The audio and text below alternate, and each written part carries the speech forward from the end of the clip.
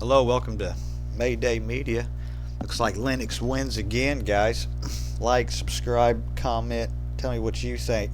California moves to exempt Linux from its upcoming age verification law after backlash over forcing operating systems to collect users' ages. Amendment proposed by the same lawmaker who wrote the original law. Move that microphone back a little bit, maybe that helps. California lawmakers may be I've been using Linux since probably around 2010, 2012. Used to have to update once a week. Now it's sometimes twice a day. I'm running Linux Mint. I might have to be checking out some other things later, but I'm glad to see people are finally catching on. you know, 20 years later.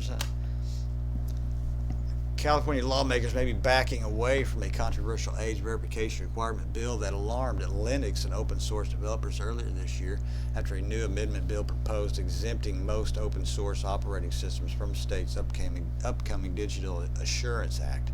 In practice, that would likely exempt most mainstream Linux distributions, including Debian, Fedora, Ubuntu, Arch Linux, Mint, from compliance requirements scheduled to take effect on January 1st, 2027.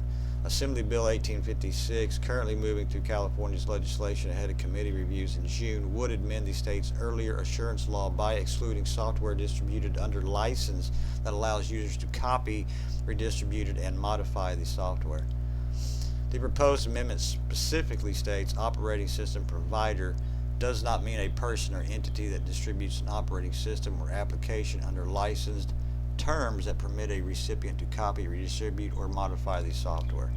The amendment follows months of backlash after California passed the original Assembly Bill, formerly known as the Digital Age Assurance Act, in late 2025. The law sought to shift online age verification away from individual websites and apps and down to the operating system level instead. Yeah, crazy.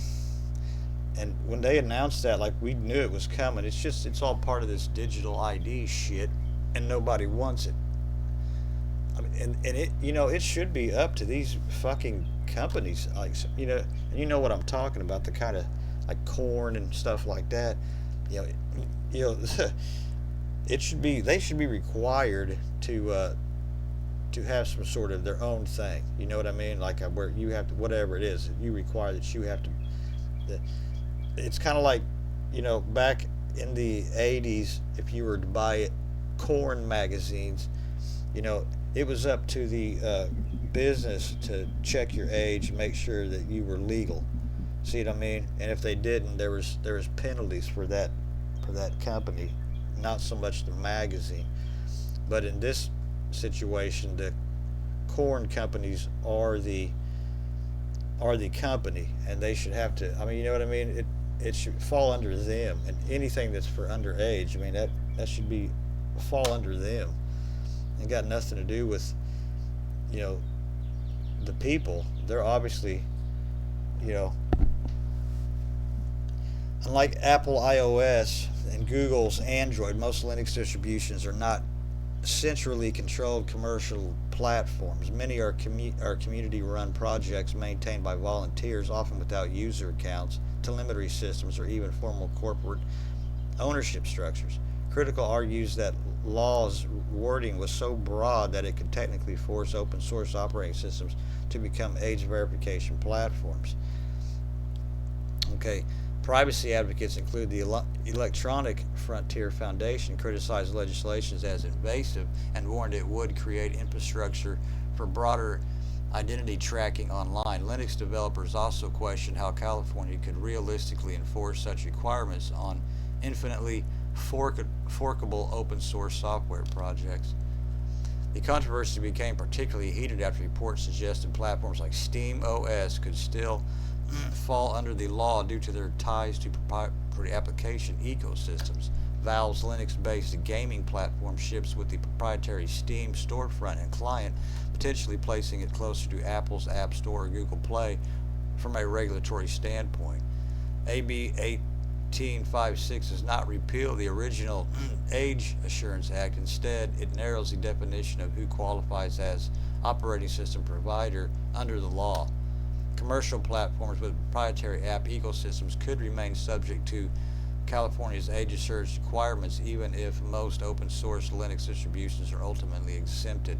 So how is that going to work? Like if I get my Linux distro and then I download Steam, the regular Steam. Well, I guess we're talking about the OS that comes on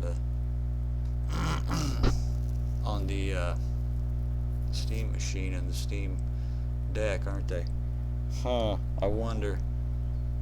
California Assembly member Buffy Wicks introduced the amendment on February 11th. However, the open source exemption language appeared in later revisions that began drawing attention across Linux and privacy communities. The latest version bill was read a second time and ordered a third reading. Any comments? No fucking comments. I'll wait to see all comments. Let me see here. And they still left this banger of an explanation of an app is in the bill. Young people would be more likely to learn Linux. That's true. Would Linux executing a virtual Windows also be exempted? I wonder. Yeah, will the virtual machine in Windows also be exempted? No, probably not. Well, I don't know. How would that work? Because it's already under the Windows operating system. That's a good question. The state of California needs to provide an API which can be called against the state database in order to determine the age of the person using the computer. How they do this is of course up to them. I don't know. With Linux executing in a running on a VM would have no impact, as they still separate OS installation environments that would apply to Windows but not to a virtualized Linux distro. Well, yeah, that's what he was saying. I don't know, guys. Now I'm kind of worried about Steam. Is Steam the Steam machine gonna have to have the age verification digital ID shit? That would hurt it. I don't know.